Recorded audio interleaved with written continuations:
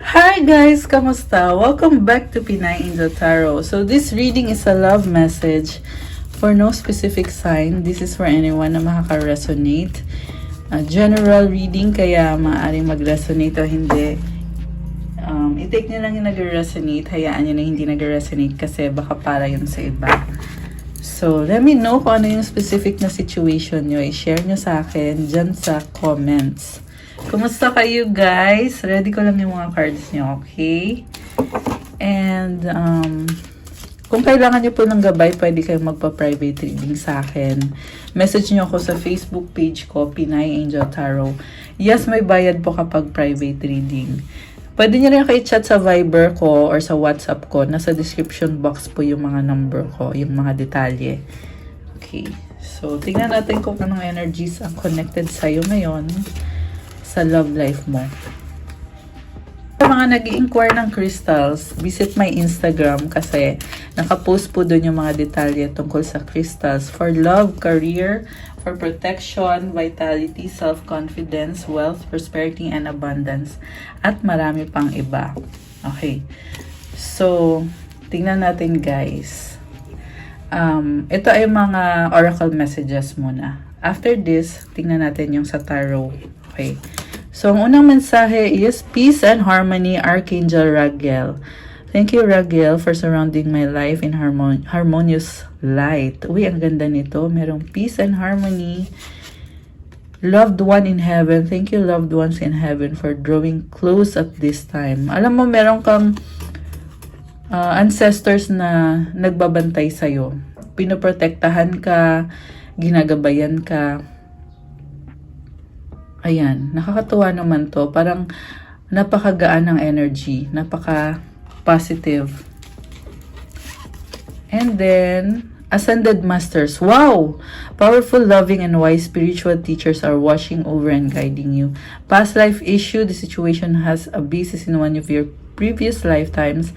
Ask your angels to help you remember, release, and learn, and heal from your past relationships.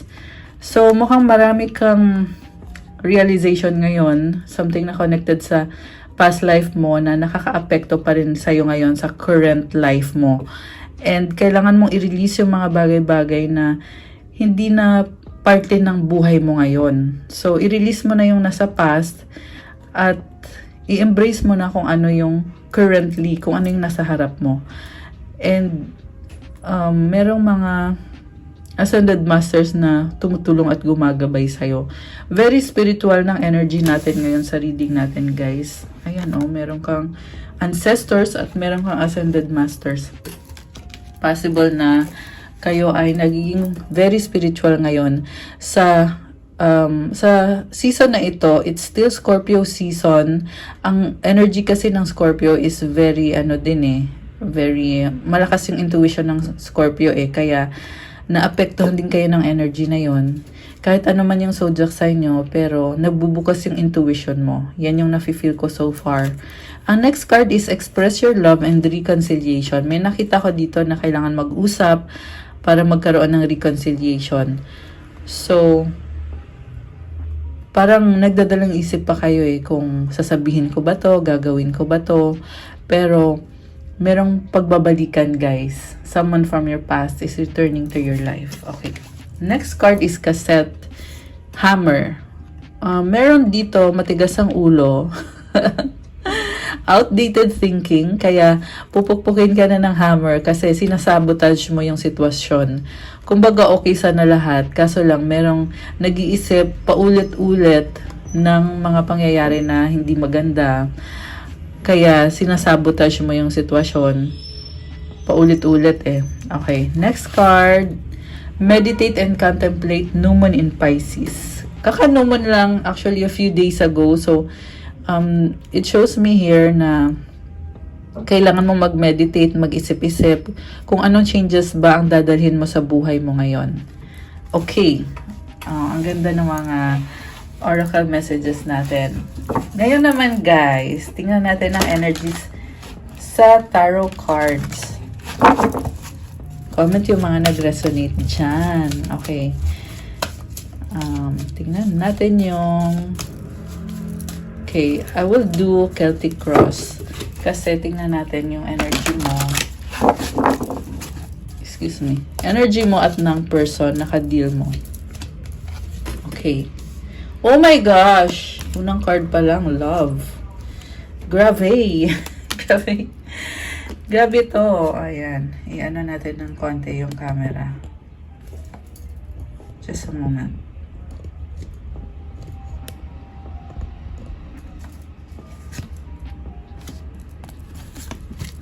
So, overall energy, tingnan natin. Moon. Okay. So, itong moon card, it shows me na nasa state of confusion ka ngayon eh. Sarili mo yung focus mo. And, parang sabi dito, i-clear mo muna. I-clear mo muna yung confusion na yan bago ka gumawa ng action or mag-desisyon. Kasi, mamaya, emotional ka habang, di ba alam mo yun, habang ka-deal mo yung sitwasyon na yan or yung taong yan, punong-puno ka ng emosyon. So, you have to ground yourself. Okay? I-ready mo muna yung sarili mo. And then, yung focus mo ngayon is about making a decision, itong love na card na to. So, pipiliin mo ba yung sarili mo or pipiliin mo ba yung taong yan? Yan yung tanong. What crosses you? Sa totoo lang nakita ko naman na pipiliin mo yung love eh. Pipiliin mo yung taong yan. Pero merong problema. What crosses you is two of earth. 50-50 ka.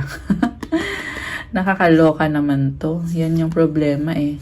Kasi in one moment, gusto mo na mag-settle down kayo. Gusto mong mag-commit sa taong yan. The next moment, iniisip mo yung sarili mo. Parang gusto mo siguraduhin na hindi ka lugi sa connection na yan. So, what lies below you is 4 of air. Ngayon, okay ka na wala kang pinoproblema. Mas gusto mo yung tahimik yung buhay mo. Sarili mo talaga yung focus mo. What lies above you is of earth. Pero, ito, gusto mo ng bagong simula. Kaya ka conflicted eh. Kasi gusto mo nga ng tahimik na buhay. Pero sinasabi naman sa'yo ng sitwasyon na, sige na, mag-invest ka na dyan. Sige na, mag-risk ka na. Gawin mo na yung effort. Ayan, kaya ka din confused. So, what lies behind you, 4 of earth? Sobra ka naging maingat. Kasi ayaw mong masaktan. Ayaw mong mawala kung ano yung mga ininvest mo para sa sarili mo. Parang nakita ko dito, party na siya ng buhay mo. Pero, mabagal at steady yung movement mo. Sa near future, Queen of Fire. Wow. Parang iniisip mo, eventually, lalakas din ang loob ko. Sa ngayon, ayokong masaktan. Ganun yung iniisip mo ngayon eh, na nakafocus ka kasi sa emotions mo, sa loob mo, na ayaw mong masaktan, pero believe ka din naman sa sarili mo na alam mong kaya mo. Okay. So, the Fool yung energy mo ngayon, bagong simula. Parang taking a risk naman yung nakikita ko dito. Marami sa cards mo, sinasabi na mag-risk ka na. Although meron lang ibang cards talaga na pumipigil sa'yo, na sinasabi sa'yo na mamaya, problemahin mo pa yan. Wag na. May ganon. Okay, yung person mo naman, oh my goodness, Fortune's Wheel. Alam mo yung person mo, may bagong simula na sobrang maswerte. Kita mo yung number 10, guys. So, parang sabi dito, tapos na siya sa sarili niya. Ibig sabihin, I feel like this is a good time for reconciliation. Kasi kung tapos na siya sa sarili niya, pwede na siyang mag-invest sa relasyon ninyo. Okay, gets nyo yung sinasabi ko? Ang ganda naman ng card. So, yung mutual energy nyo, oh my gosh, Ace of Air. Nakakatawa. So, ang daming aces so far sa reading nyo. Itong Ace of Air is bagong idea. So, kaya meron ako nakikita na gusto nyo talagang magbalikan, mag-reconcile. Ang outcome is 10 of Air. Ito naman, dito nyo tatapusin kung ano yung mga naging problema na naging hangin kayo ng matagal. This is a resolution of your problem. And yan din yung magbibigay daan para magkaroon kayo ng reconciliation. Mukhang pinaprocess nyo na to, guys. Kaya pala juggling ka, oh. 2 of Earth. May iba ka pang responsibilidad eh. Kaya naisip mo, Bakit puro love na lang? Eh, ang dami ko pang kailangan gawin. Oh my gosh! 1000 on the clock. Nakakaloka! Grabe. Guys, tingnan nyo itong the full number 0. Yan, oh. Ayan. And then, Fortune's Wheel 1 and 0. Yan yung numbers na nakikita ko sa reading nyo. Ito, 1 and 0. Ace is number 1. Grabe. So, mag-clarify tayo, guys, bago tayo maloka. Charot. Kasi nakakaloka. Masaya ako sa reading ngayon. Masaya ako sa mga lumabas na energies. Okay. Gusto ko i-clarify yung Fortune's Wheel. Bakit ganyan yung energy ng person mo. The Empress, the Devil, oh my gosh, 3 of Wands. Alam mo, sobra kayo nagmamahalan. Nakita ko dito, physical attraction. Obsessed kayo sa isa't isa, guys. So, ayan o. Parang nakita ko dito, you are sobrang attraction. Ayan. And masaya kayo. Oo, masaya. Parang feeling mo, siya na yung partner mo talaga. Ayan o, Empress and the Devil. Yan yung physical attraction nyo sa isa't isa. 3 of Wands. Pero bakit merong hinihintay pa? Siguro hinihintay nyo na magsama kayo or alam mo yun, mag-reconcile kayo. Mayroon din ako nakita dito na pinapakita nyo yung feelings nyo sa isa't isa in a physical way, in an intimate way. Ayan, alam nyo na yung sinasabi ko. So, ayun naman pala eh. Sobrang mahal ka ng taong yan. Nakakaloka. Okay, clarify pa natin. The Sun, oh my gosh. 9 of Pentacles. The Wheel of Fortune ulit. Diyos ko. Sa bottom of the deck is Temperance. Oh my gosh, the Fool. Guys! Hala. Umulit yung the Fool, umulit yung the Wheel of Fortune. Andito yung the Sun. New beginning, happiness, being independent. Ini-enjoy niyo yung buhay nyo. Ready ka nang magsimula ulit kasama yung taong yan. Nakakatuwa naman to. Oh my gosh. Actually, siya din, ganun din. So, nasa point kayo ngayon na gusto nyong kumonect pareho sa isa't isa. Kasi okay na kayo eh. Parang sinasabi dito, naayos mo na yung sarili mo. Which is, sinabi ko yan kanina. 'Di ba? Yung person mo, ganun din. Tapos na siya sa sarili niya. At magle-level up na to. Meron pang heart dito, oh. Ayan. Oh my goodness. Okay. So, tapos meron pang the Fool, which is taking a risk, taking the leap of faith, moving forward. Ayan. Move forward na. Yung pumipigil lang is yung the Moon eh. Tingnan natin ano tong the Moon. Bakit yan yung overall energy. 10 of Cups, Page of Cups, the Hanged Man, and Page of Pentacles. Kasi nahihiya ka. Pero siya naman talaga yung wish mo eh. Page of Pentacles, nagpaplano ka. Parang one step at a time muna. Parang yun yung sinasabi mo na, kumbaga, mag-high muna kaya ako sa kanya. Parang ganon. So, siya yung pangarap mo. Alam mo, siya yung magpapasaya sa'yo. And, yan yung gusto mong mangyari sa ngayon. Na, maging buo kayo ulit ng taong yan. Yung iba sa inyo may pamilya eh. Merong bata oh. Ayan. Na maging buo yung pamilya nyo. Okay, yung iba naman, not necessarily na may anak. Pero ang sabi dito, ayan, merong bata talaga. Pero yung iba naman ang sabi dito, gusto nyo lang na maging maayos na lahat, makompleto kayo, or mag-celebrate kayo. Ayan. So, this is a good time for celebration, for reunion, for happiness. Kasi Scorpio season po ngayon. Kaya very full of love yung energy ngayon, guys. Ayan. Okay. So, parang hindi ko napapatagalin yung reading kasi ang ganda ng cards. Ito pa, 9 of Cups, wish fulfillment, Chariot. Ilalaban nyo yan eh at babalansehin nyo yung sitwasyon. Ipupush nyo yan. The world. Yung iba magta-travel, may pupuntahan, magbabakasyon. The Hermit. Okay. Oo nga, magbabakasyon. Gusto mag-isa. The Moon. Hierophant and the King of Wands. Wow! So, 6 of Pentacles andito rin. Alam nyo, merong nagmamahal sa'yo.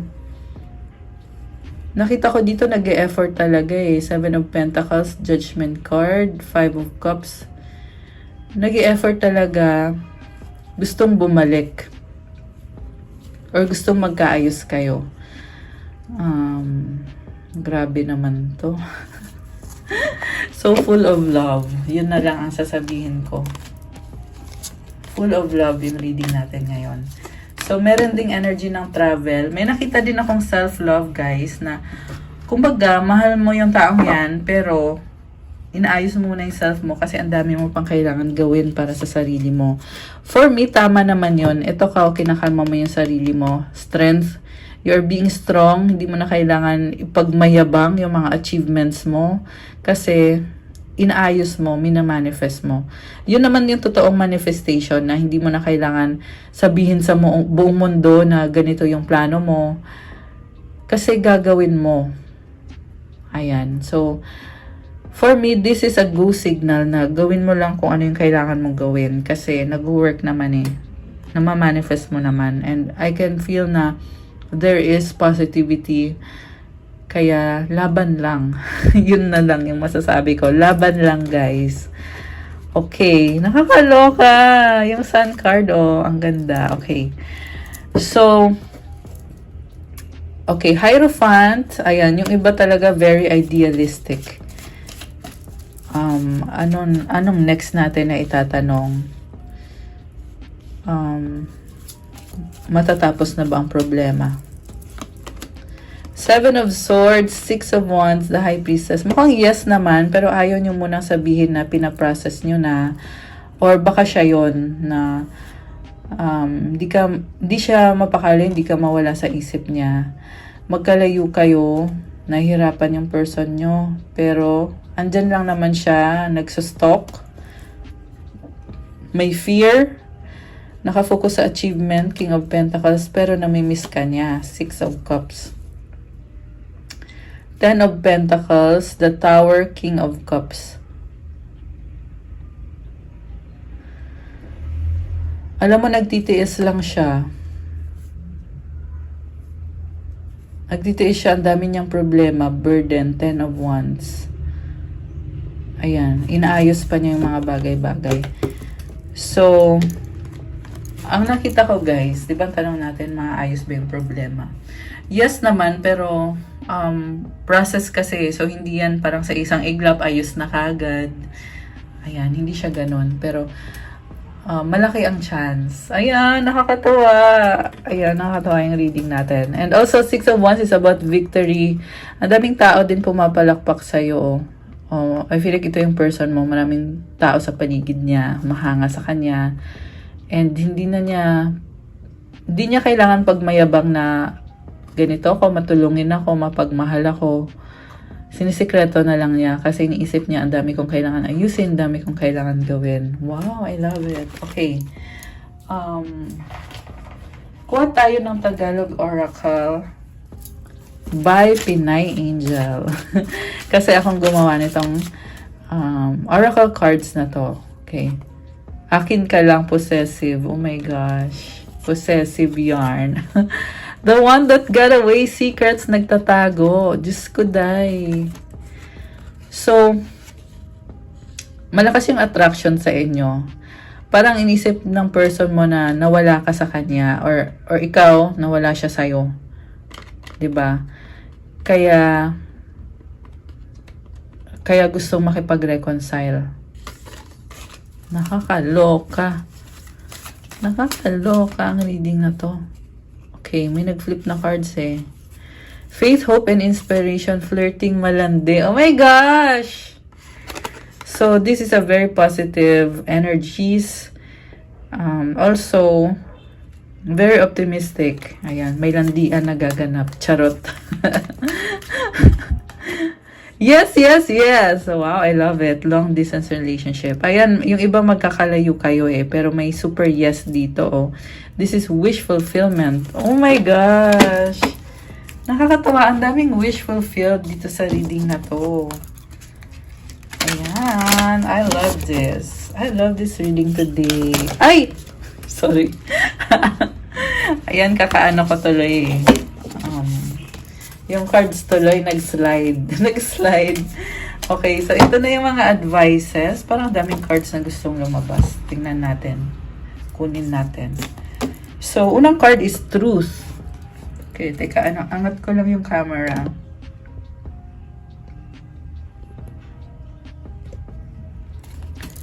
When everything is done as an offering, even the act of speaking, you get shown when to talk and when to be silent. Your words come from silence, not fear. You do the talking, dear Lord, take me over and speak through me. Oh my gosh, I love this. So, i-offer mo daw lahat na yung mga bagay-bagay kasi ipapakita na lang din sa'yo kung kailan mo kailangan magsalita, kung kailan mo kailangan mag-take ng action. Impatience. Yung iba siguro, naiinip na. Oh. My life is unfolding in divine timing. All delays are beneficial. It's always at the right place, at the right time. So, wag mag-alala. Magbubunga lahat ng sakripisyo mo. Yan ang sinasabi ng card na ito. Kasi, kung natatagalan ka man or nababagalan ka man sa sitwasyon, merong tamang timing para dyan. And, divine yung timing na yan. Oh, so nice. I know it. Parang nafe-feel ko na nawawalan ka kasi ng pag-asa. Kaya, parang give up ka na. Yan yung nakita ko sa card, sa energies mo. Give up ka na, pero sinasabi lang sa'yo na mag-hold on ka pa rin. Ayan, hold on pa rin. Kahit na pag-give up ka na Magkamukha yung cards na to. Oh. Ayan, magkakulay sila. Kaya ka nagda-doubt Ayan. Pero alam mo, sa totoo lang maganda yung mga cards dito. Hindi lang mawala itong feeling na merong mga delays, merong mga challenges. So ang last card is doubt. Offering all to the divine doesn't mean negativity never arises. But you can say, free me from this person of doubt. I cast this burden to you. Show me your will and restore me to faith and confidence. So ito na nga yung sinasabi ko, guys, na hindi perfect ang lahat Kahit na nagmamanifest ka, kahit na nagdadasal ka. 22:22 on the clock. Oh my gosh! Ayan, may mga angel numbers tayo. So, pinagdadasal mo na nga at lahat, pero hirap ka pa rin sa sitwasyon mo. And ang sabi lang naman dito, yung burden mo, i-release mo yan, i-surrender mo yan kay God, at i-pray mo na ipakita sa'yo yung, i-pray mo pala na ibalik yung faith mo, yung tiwala mo sa sarili mo, at yung confidence mo. Oh my gosh, I love it. Ayan screenshot nyo na para mabasa nyo ulit. Very important na message na to. This is a gem. Advice to sa'yo Ayan. Okay, guys. That's what I have for you sa ating love message for today. Thank you so much for watching. And I'm so happy kasi ang ganda ng mga energies dito. Ang ganda ng naging reading. And i-comment nyo din kung nag-resonate ba, kung ilang percent ba nag-resonate, 100% ba, 50% lang ba, or 1% lang ba. I-comment nyo pa rin yan, okay? And kung bago naman kayo sa channel na to, please subscribe para updated kayo every time may bagong love message. Check out nyo din yung channel para sa readings for your individual zodiac signs. Also, sa mga nag-i-inquire about private reading, yes, meron pong private reading, may bayad po yun. Message nyo ka sa Facebook page ko, Pinay Angel Tarot, or sa Viber or sa WhatsApp para mas mabilis. Nasa description box po yung number ko. Yung mga nagtatanong about crystals, marami at iba-iba po ang benefits ng crystals. Tingnan nyo sa Instagram ko para makapili kayo kung alin dyan yung gusto nyong itry ngayon, or kung alin dyan yung attracted kayo. So, sa pagpili ng crystal, piliin nyo yung attracted kayo. Huwag nyo na i-overthink. Yung iba kasi, guys, ang dami pang tanong nalilito dahil nasa dami. Pero, try nyo lang muna yung isang piece, isa o dalawang pieces. It's up to you kasi depende din yan sa budget mo Hindi ko naman pwedeng sabihin na damihan mo kasi depende talaga sa budget nyo yan, guys. Pero, yun, yung mga crystals, merong for mental clarity, for self-confidence, wisdom, leadership, for attracting of money, protection. Meron din to remove negative energy, to remove stress, to attract money, syempre. Meron din to attract love. Tsaka ito yung Amazonite, guys. Ang kakaiba dito sa crystal na to, aside sa for good health din siya, tsaka for opening of your heart chakra, meron din siyang benefit to balance the masculine and feminine energies and to protect you from electromagnetic fog. So, kapag lagi kang nasa computer or nasa cellphone, ayan, bagay to sa'yo kasi nilalayo ka niya from stress due to electromagnetic fog. So, kiniklear niya yan. Actually, yung mga black crystals, ganun din naman. May ganun din siyang benefit. Like itong black tourmaline. Ayan. Meron akong black tourmaline dun sa shop ko. And meron din, syempre, black onyx, black obsidian. Ayan. So, check out nyo na lang po yun. Let me show you yung black obsidian with smoky citrine piyaw. Lemon citrine piyaw. Just a minute. So, paano isusuot yung golden obsidian with with citrine piyaw? So, suot mo siya sa left hand. Ayan. Ganito siya isuot, guys. This is protection and attract money to. So, ito yung best kind of obsidian kasi golden obsidian. So, kung igaganyan mo siya, makikita mo may gold sheen siya sa loob. Ayan. And then, wear it on the left hand, yung head ng piyaw naka-face outwards, yung butt niya naka-face sa'yo. Kasi naka-face yung head sa labas, kasi yun yung mag-a-attract ng money. Okay? Papasok sa'yo, paloob. So, yeah, ito siya. Ayan. Golden obsidian with lemon citrine. So, ang ganda kasi malaki yung piyaw. Lemon citrine piyaw. So, gusto ko kasi pag malaki yung piyaw kasi feeling ko parang mas marami pa siyang maa-attract na pera kapag malaki siya. Although maliit man yan o malaki, it's the symbol that counts, 'di ba? Yung symbol ng piyaw or pikshu. Ayan. So, pakita ko sa inyo. Ayan. Kita niyo yung gold sheen. Ayan. Ayan, napakaganda. So, message nyo lang ako. Thank you so much, guys. Have a good day. God bless you all. Stay safe. See you again soon sa mga next readings ko. And enjoy your evening. Happy Saturday evening, guys. God bless. Bye!